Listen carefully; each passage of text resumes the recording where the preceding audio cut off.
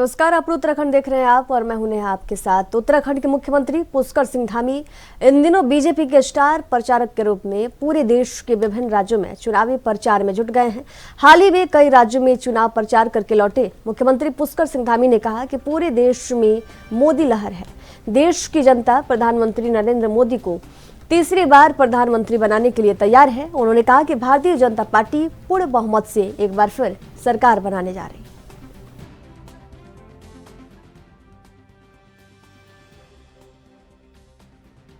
इस समय मोदी जी की लहर है और भारतीय जनता पार्टी की एनडीए की लहर है। लोग मोदी जी को तीसरी बार प्रधानमंत्री बनाने के लिए स्वयं मैदान पर हैं और ऐसा लगता है कि मैं पूरा पश्चिम उत्तर दक्षिण सभी जगह गया हूं। देश के अनेक राज्यों में जाने का मुझे मौका मिला है, तो मैंने वहां देखा है कि लोगों में मैं कहूँ कि मतदान को लेकर अपनी इस लोकतंत्र के महायज्ञ में अपनी आहुति देने का सब लोग इंतजार कर रहे हैं कि मोदी जी को तीसरी बार प्रधानमंत्री बनाने के लिए हम सब लोग अपनी। अयोध्या में उत्तराखंड भवन बनाए जाने के लिए जमीन की रजिस्ट्री होने पर मुख्यमंत्री पुष्कर सिंह धामी ने यूपी के सीएम योगी आदित्यनाथ का आभार जताया। इसके लिए उन्हें धन्यवाद भी दिया। मंगलवार को यूपी सरकार द्वारा दी गई जमीन की रजिस्ट्री होने पर मुख्यमंत्री पुष्कर सिंह धामी ने यूपी के सीएम योगी आदित्यनाथ को धन्यवाद देते हुए कहा कि जल्द ही भवन निर्माण के लिए डीपीआर तैयार की जाएगी और इससे उत्तराखंड से अयोध्या जाने वाले श्रद्धालुओं को काफी ज्यादा लाभ पहुंचेगा।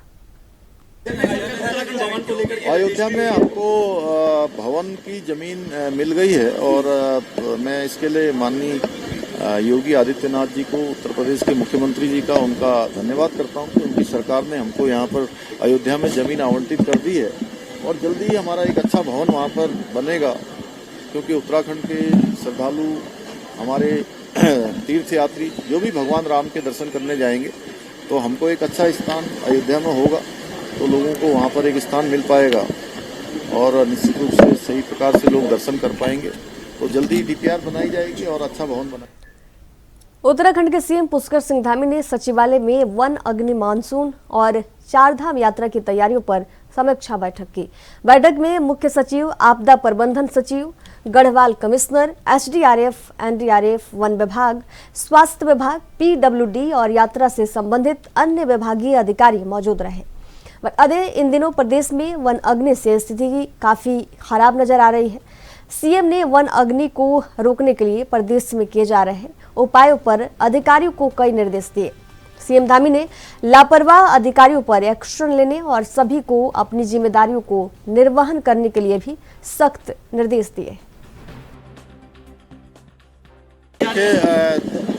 हमारी जो हर साल बड़ी यात्रा, चारधाम यात्रा, जिसकी पूरे देशवासियों को, सबको प्रतीक्षा होती है, उत्तराखंड वासियों को विशेष रूप से, वो चारधाम यात्रा की आज समीक्षा की है, उसकी तैयारियों के बारे में कि सभी कोई तैयारी छूटे ना और सब ठीक प्रकार से हो, यात्रियों को परेशानी न हो। इसके साथ साथ वनाग्नि जो हमारे लिए एक बड़ी समस्या, चुनौती दोनों बनी हुई है, वो उस पर भी आज समीक्षा की है। जिम्मेदार जो अधिकारी हैं उनको फील्ड में जाने के लिए कहा था, फील्ड पर जा रहे हैं, वहाँ से काम कर रहे हैं और जो अभी तक हमारे सामने जो रिपोर्ट आई है उस रिपोर्ट में वनाग्नि काफ़ी कम हो गई है, अब आधी से कम हो गई है और हमारा प्रयास है कि जल्दी से जल्दी उस पर पूरी तरह से जो है कंट्रोल कर लिया जाए, नियंत्रण में लाया जाए।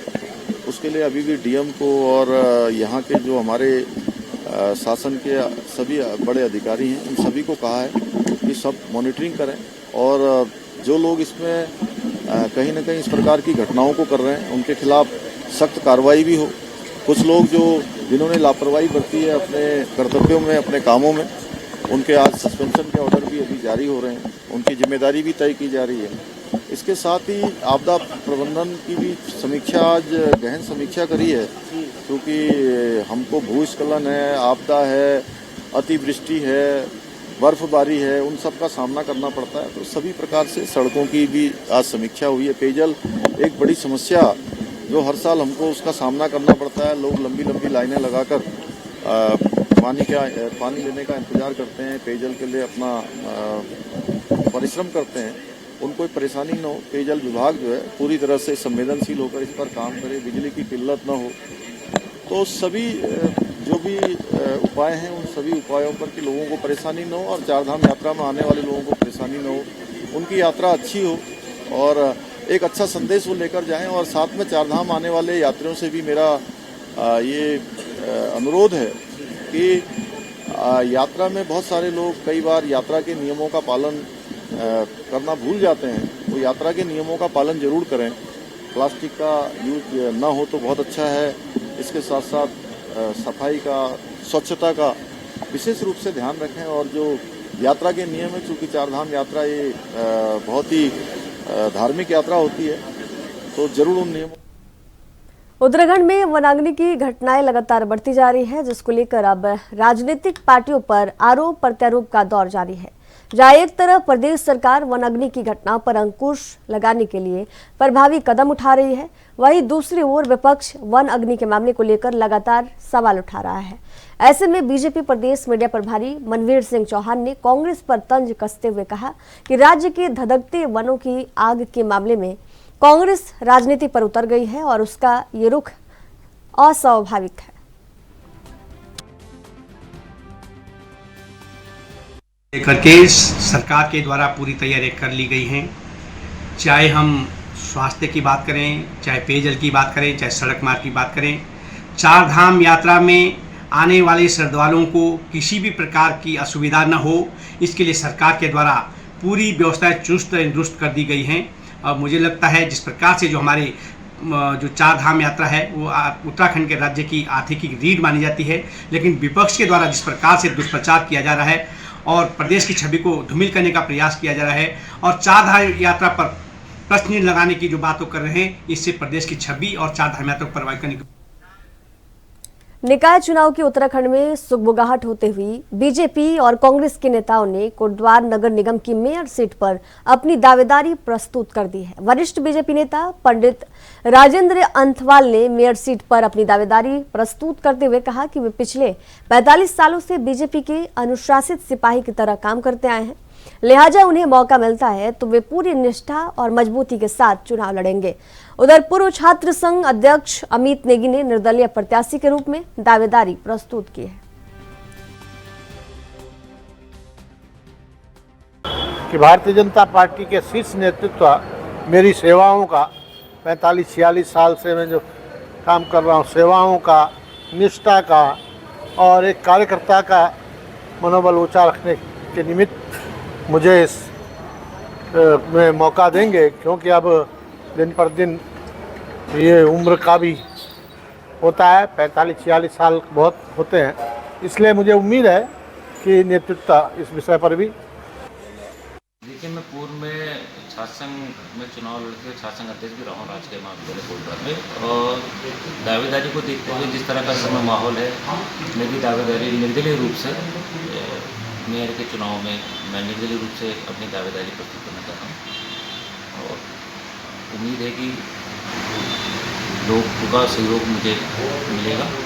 और फिलहाल मेरी दावेदारी निर्दलीय रूप में ही। पौड़ी गढ़वाल में भिक्षा नई शिक्षा अभियान के तहत पौड़ी पुलिस ने 52 नन्हे मुन्ने बच्चों का भविष्य उज्जवल बनाने का प्रयास किया। पुलिस ने पूरे जनपद में भिक्षावृत्ति और कचरा बीनने का काम करने वाले 52 बच्चों को पहले चिन्हित किया, फिर उनके परिजनों से मुलाकात की, उनके सहमति से स्कूलों में एडमिशन दिलाकर शिक्षा दिलाने का काम किया है। पौड़ी के एडिशनल एसपी जया बलूनी ने बताया कि सामाजिक संस्थाओं के सहयोग से सभी बच्चों को स्कूल ड्रेस, बैग, जूते, किताबें और स्टेशनरी वितरित की गई है। स्कूल जाते समय बच्चे काफी खुश नजर आए। वहाँ का ये अभियान चलाया गया था 1 मार्च से 31 मार्च तक ऑपरेशन मुक्ति का। इसका उद्देश्य था बच्चों को, जो गरीब बच्चे हैं उनको शिक्षा दिलवाना और भिक्षावृत्ति और गुब्बारे बेचने जो भी कार्य करते हैं उनसे हटाकर शिक्षा की ओर लेकर जाना। तो ये 3 चरणों में चलाया गया था। पहले चरण में बच्चों को चिन्हित किया गया था, दूसरे चरण में जागरूकता अभियान था और तीसरे चरण में बच्चों का विभिन्न विद्यालयों में एडमिशन कराया गया था। तो पौड़ी जनपद पुलिस द्वारा 52 बच्चों का एडमिशन कराया गया है और उनको किताबें और बैग वगैरह भी दिए गए हैं और लगातार इनको जागरूक भी किया जाता है, उनका फॉलोअप भी लिया जाता है। जी बिल्कुल, क्योंकि इसमें जो उनके पेरेंट्स हैं वो भी इसकी सराहना कर रहे हैं और आम जनता द्वारा भी इसको लगातार सराहना दी जाती है और साथ ही साथ उनको जो मोटिवेट है वो भी किया जाता है। जो भी बच्चे जहाँ पर गुब्बारे बेच रहे हैं या फिर कूड़ा बीन रहे हैं, तो जो आम नागरिक हैं वो भी हमें सूचित करते हैं इस विषय में। जी बिल्कुल, अगर ऐसे कहीं पर बच्चे मिलते हैं जो कि कूड़ा बीन रहे हैं या फिर भिक्षावृत्ति कर रहे हैं, तो वो हम 112 पर सूचना दे सकते हैं, या फिर हमारे AHTU के नंबर उपलब्ध हैं जो कि आपको विभिन्न हमारे सोशल मीडिया साइट्स पर मिल जाएंगे, आप उस पर। काशीपुर में मंगलवार को एंटी ह्यूमन ट्रैफिकिंग सेल के प्रभारी जीतू कंपोज ने पुलिस टीम के साथ मिलकर काशीपुर के SRS, प्रिया मॉल और अन्य जगहों पर कैफे चलाने वालों के खिलाफ छापेमारी की कार्रवाई की। वहीं इस कार्रवाई की भनक पाते ही कैफे संचालक मौके से फरार हो गए। इस दौरान एंटी ह्यूमन ट्रैफिकिंग प्रभारी ने फरार कैफे संचालकों के खिलाफ चालान काटा। इस संबंध में जानकारी देते हुए एंटी ह्यूमन ट्रैफिकिंग सेल प्रभारी जीतू कंबोज ने क्या कुछ कहा, सुनिए। मैं आई थी काशीपुर, कुछ शिकायतें मिल रही थी तो SRS में हमने दबिश दी थी। वहाँ तो कुछ शिकायतें आ रही थी लेकिन कुछ पाया नहीं गया, तो हमने वहाँ पे 2 चालान किए हैं, कोर्ट के चालान किए। फिर रॉयल बिल्डिंग में गए, वहाँ का एक प्रार्थना पत्र था, तो जांच तो हमने की लेकिन वो ताला लगा हुआ था, जो रेस्टोरेंट था उसमें ताला लगा हुआ था, तो उसका भी चालान किया है। एक नीचे ब्यूटी पार्लर के नाम से था लेकिन वो ब्यूटी पार्लर था नहीं, वहाँ भी कुछ हमें ऐसी देखने को मिला कि ये ब्यूटी पार्लर नहीं है, ना उसने सत्यापन करवा रखा था, पुलिस सत्यापन भी नहीं करवा रखा था, और उसके पास कुछ एग्रीमेंट वगैरह जो ब्यूटी पार्लर के लिए होते हैं वो भी नहीं था। तो एक चालान हमने वहाँ किया, कोर्ट के 4 चालान किए हैं 10-10 हज़ार रुपये के। अब हम यहाँ पे आए हैं, इस बिल्डिंग में आए, तो अभी यहाँ पे भी कर रहे हैं जाँच, जो पाया जाएगा। उत्तराखंड STF का साइबर अपराध पुलिस स्टेशन चारधाम यात्रा को लेकर पूरी तरह से मुस्तैद नजर आ रहा है। तीर्थयात्रियों को ठगी से बचाने के लिए हर संभव प्रयास भी किए जा रहे हैं। STF के साइबर अपराध पुलिस स्टेशन के पुलिस अधीक्षक अंकुश मिश्रा ने कहा कि गृह मंत्रालय और साइबर क्राइम के साथ मिलकर चारधाम से जुड़ी अब तक कुल 76 वेबसाइटों को ब्लॉक किया गया है और देश विदेश के असंख्य लोगों को ठगी से बचाया गया है। उन्होंने बताया कि वर्ष 2023 की तरह इस साल भी अभी तक STF और साइबर क्राइम ब्रांच ने कुल 12 फर्जी वेबसाइटों को ब्लॉक करने का अभियान शुरू किया है। इसमें जितने भी आपके दर्शक हैं उन सभी को नमस्कार। और आपने बहुत ही अहम सवाल किया जो कि साइबर जागरूकता हेतु सभी जितने भी आपके दर्शक हैं उनको बताना चाहूँगा कि हमने विगत वर्ष पिछले साल भी और इस साल भी लगभग 76 वेबसाइट्स को, फेक वेबसाइट्स को अभी तक बंद कराया है। और हमने पिछले वर्ष एक मुकदमा पंजीकृत किया था जिसमें लगभग 5 लोगों को जेल भेजा था। तो हमारा ज़्यादा से ज़्यादा प्रयास है कि पब्लिक को, क्योंकि यहाँ पे हर जगह से पूरे देश भर से लोग आते हैं चारधाम में, जहाँ पे वो हेली सर्विस बुकिंग की सुविधा लेना चाहते हैं, परंतु कुछ ऐसे साइबर ठग हैं जो फर्जी वेबसाइट बनाते हैं। तो हमारा प्रयास है कि जितनी जल्दी। यहाँ रुकेंगे एक छोटे से ब्रेक के लिए। ब्रेक के बाद जल्द हाजिर होंगे, देखते रहिए ANB न्यूज़।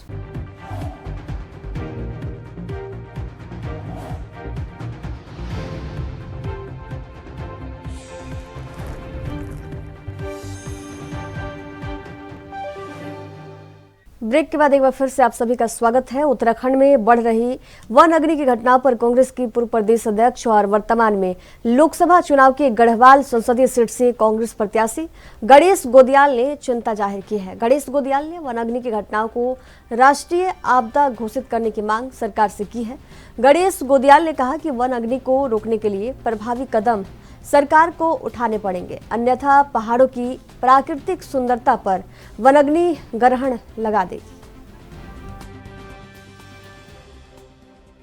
उत्तराखंड की जो सबसे बड़ी निधि है, संपत्ति है, वो है यहाँ की खूबसूरती, यहाँ के वन, यहाँ की वन संपदा। और वो सबसे बड़ी संपदा आज खाक बन गई है। लेकिन अफसोस की बात यह है कि सरकार को कुछ फर्क ही नहीं पड़ा। सरकार के लोग, मुख्यमंत्री जी दूसरी जगहों पर, दूसरे राज्यों में चुनाव प्रचार में व्यस्त हैं। मैंने अभी अपने फेसबुक के माध्यम से ये मांग की है कि इतने बड़े पैमाने पर जो उत्तराखंड के जंगल जल चुके हैं और अभी लगातार जल रहे हैं, ये राज्य नहीं बल्कि राष्ट्रीय आपदा है। क्योंकि हम पर्यावरण को स्वच्छ करने में बहुत महत्वपूर्ण योगदान देते हैं। और जिस प्रकार से कहा जाता है कि कुछ राज्यों में पराली जल जाती है तो दिल्ली का वातावरण बिगड़ जाता है, तो आज तो इतने बड़े पैमाने पर जंगल जल रहे हैं कि निश्चित रूप में कार्बन इतना उत्सर्जित हो गया है कि पर्यावरण पे बड़ा खतरा बनता गया है। तो ये तो राष्ट्रीय आपदा घोषित होनी चाहिए और पूरे केंद्र सरकार का ध्यान यहाँ की आग को बुझाने पर होना चाहिए। लेकिन अफसोस की बात है कि केंद्र में बैठे हुए जवाबदेह जो लोग हैं उनको अपनी राजनीति की पड़ी है, यहाँ के जो सरकार में बैठे हुए लोग हैं उनको भी अपने चुनाव जीतने की पड़ी है और इस ओर किसी का ध्यान नहीं। इस बार बहुत भयंकर रूप से आग लगी और सब जगह लगी है, पूरे जंगल जो है स्वाह हुए हैं। और मैं समझता हूं कि अगर सरकार की तरफ से, प्रशासन की तरफ से ये व्यवस्था अगर पहले की जाए तो इसको कम किया जा सकता है, ताकि अगर पहले जो जंगलों में सूखी घास, चीड़ के जंगलों की जो पिरूल है जिससे कि आग अधिक लगती है, अगर इसको हम इकट्ठा करके हटवा दें और इसके लिए हम गांव के भी लोगों को लगा सकते हैं और इस तरह के अगर गांव के लोगों को रोजगार की आवश्यकता है, उनको ये घास हटाने के लिए भी अगर कुछ हम लोग सरकार व्यवस्था करे तो निश्चित रूप से ये घटनाएं कम हो जाएंगी। लेकिन इस समय जो है आग ने बहुत प्रचंड रूप लिया है। पहली बार मैंने अपने जीवन में, मुझे भी जो है काफी साल हो गए हैं, तो अपने जीवन में पहली बार इतनी भयंकर आग जो है देखी गई है, जो कि हर जगह लगी है। छोटे घटनाएं तो हर साल होती हैं, लेकिन इस साल बहुत भयंकर आग लगी और इसमें मैं समझता हूं कि प्रशासन ने बड़ी मेहनत की है। इस समय भी आग बुझाने के लिए बहुत प्रयास किए, लेकिन प्रयास विफल रहे। अंत में मैं डीएम पौड़ी से भी बात करता रहा और डीएफओ पौड़ी से भी बात की। इसके अलावा मंत्री जी से और मुख्यमंत्री तक भी मैंने बात की कि किस तरह से आग बुझाने का प्रयास किया जाए। तो अंत में जो है कल जो है प्रयास सफल रहा कि कुछ हेलीकॉप्टर के माध्यम से, एयरफोर्स के हेलीकॉप्टर के माध्यम से व्यवस्था बनी और कुछ जगह पे आग बुझाने का प्रयास किया गया।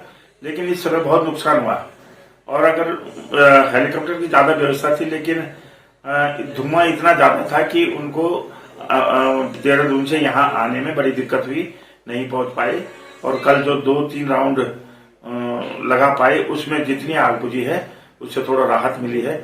और इस धुएं से जो है बहुत सारी बीमारियां जन्म ले रही हैं, जैसे जो वृद्ध लोग हैं उनको बहुत दिक्कत हो रही है सांस लेने में, और घरों में जो है बड़ी दिक्कत है, आंखों की दिक्कत, सांस लेने में दिक्कत, बहुत सारी दिक्कतें लोगों को सामने आ रही हैं। मैं सरकार से आग्रह करूंगा और सभी प्रशासन से भी आग्रह करूंगा कि सभी लोग सीजन आने से पहले इसमें जो है तैयारी करनी चाहिए और सभी लोगों को इसमें प्रयास करना चाहिए कि अगले टाइम जो है इस स्थिति से हम बच पाए। उत्तराखंड के अल्मोड़ा में मौसम विभाग की भविष्यवाणी सटीक साबित हुई और दोपहर बाद अल्मोड़ा में मौसम ने अपना मिजाज बदल दिया और बारिश की दौर शुरू हो गई। बारिश से लोगों ने राहत की सांस ली, वहीं जंगलों में लग रही आग पर काबू होने की संभावना भी जताई जा रही है।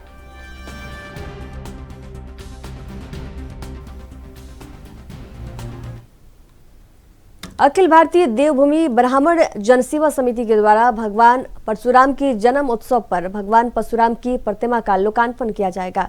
मुख्य संरक्षक अखिल भारतीय देवभूमि ब्राह्मण जनसेवा समिति के लाल चंद शर्मा ने बताया कि 10 मई को भगवान परशुराम का जन्म उत्सव बड़े उत्साह के साथ मनाया जाएगा। आपको बता दें कि समिति के 7वें वार्षिक उत्सव में आयोजित भव्य राम कथा के मंच पर व्यास जगत गुरु स्वामी राम भद्राचार्य महाराज कथा करेंगे।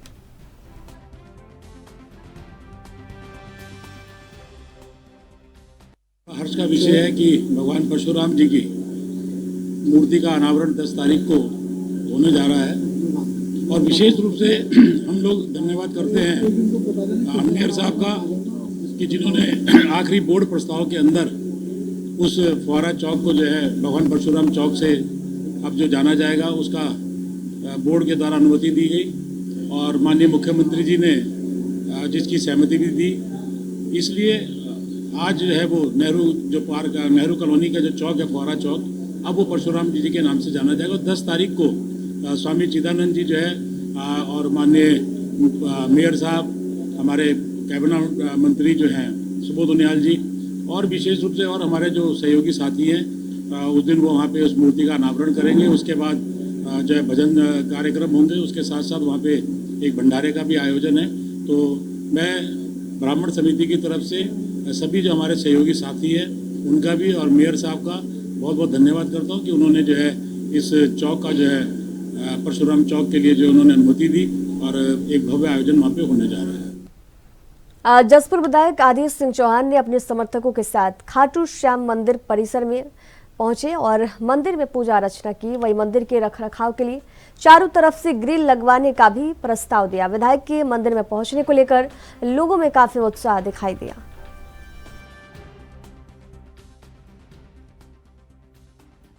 चौक पीपल पेड़ खिलाया जाता है ये जगह, और यहाँ बाबा श्याम की स्थापना करी गई है और ये शनिवार को दिन करी थी हमने स्थापना।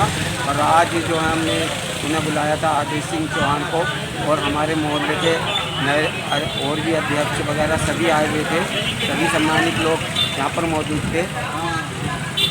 ये कहा कि बहुत अच्छा काम करा, ये तो पुराना स्थल था, आपने बहुत बढ़िया काम किया। अर्चना लगातार चलती रहेगी, मगर कुछ लोग इसमें अपना रोकथाम करने की व्यवस्था में लगे हुए हैं। आया था प्रशासन ने, जब जनता ने बताया उन्हें सबको कि ये तो प्राचीन पीपल का पेड़ है और यहाँ तो पहले से पूजा अर्चना की जाती है, तो यहाँ पर किसी का कोई हक नहीं है। अब उत्तराखंड के पौड़ी से खबर है, जहां सिद्धपीठ ज्वाल्पा देवी के पौराणिक स्वरूप को लेकर दो पक्षों में विवाद छिड़ गया, जिसके बाद एक पक्ष ने पुलिस अधीक्षक से मुलाकात कर मंदिर के पौराणिक स्वरूप को परिवर्तित नहीं किए जाने की मांग की है। एसएसपी से मुलाकात कर ज्वाल्पा देवी शिवालय ट्रस्ट ने मांग की है कि अगर ज्वाल्पा धाम में नवनिर्माण किया जाता है तो उस कार्य को अग्रिम आदेशों तक रोक दिया जाए।